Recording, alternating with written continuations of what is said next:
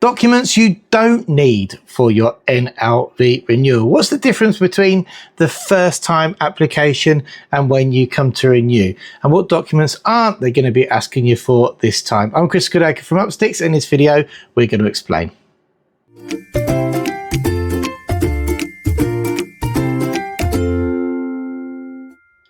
So the two documents that were relevant in your first application that you do not have to submit on renewal.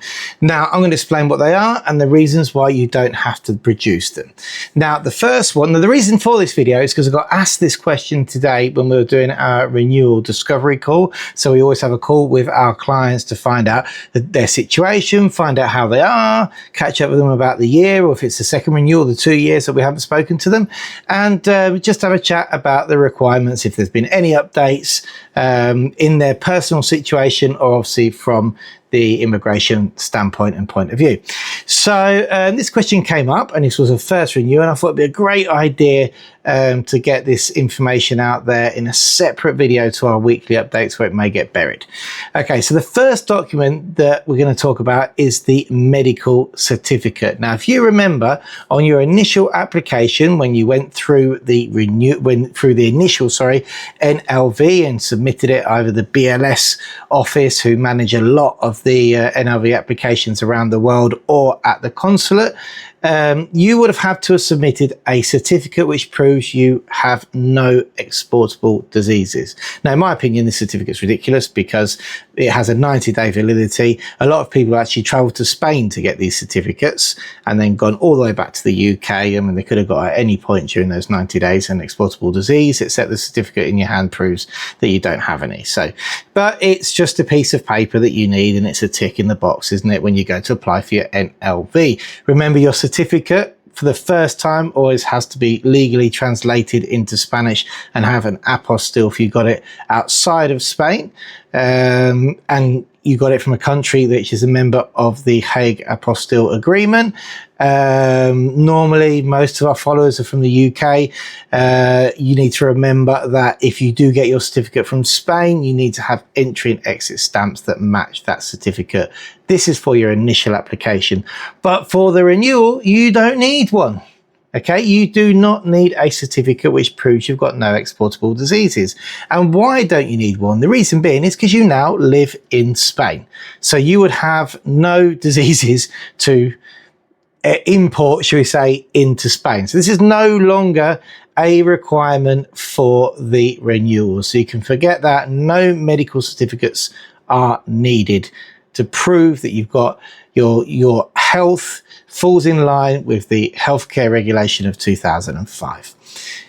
Very important point is we're not talking about healthcare. Evidently, you do have to have your healthcare in place. We're talking about the healthcare, the health certificate, which proved you had no exportable diseases.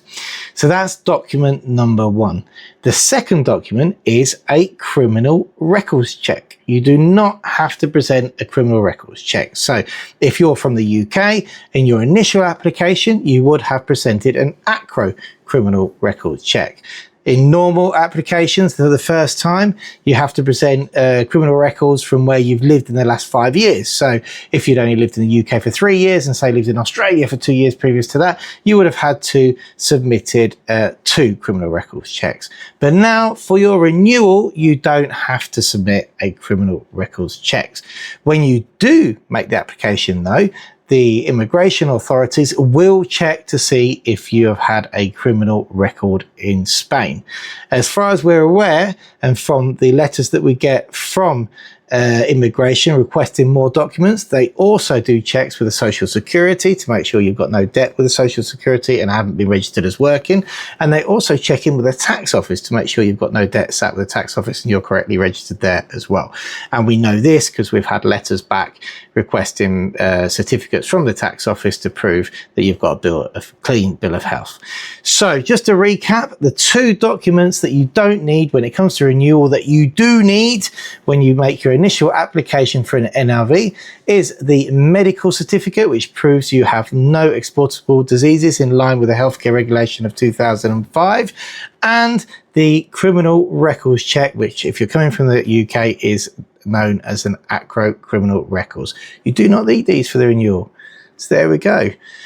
Thanks for watching the video. I thought it'd be good to get that out there, a bit more information, a bit of a short one. Don't forget our weekly updates. Every Sunday we try and publish those between 6 and 9.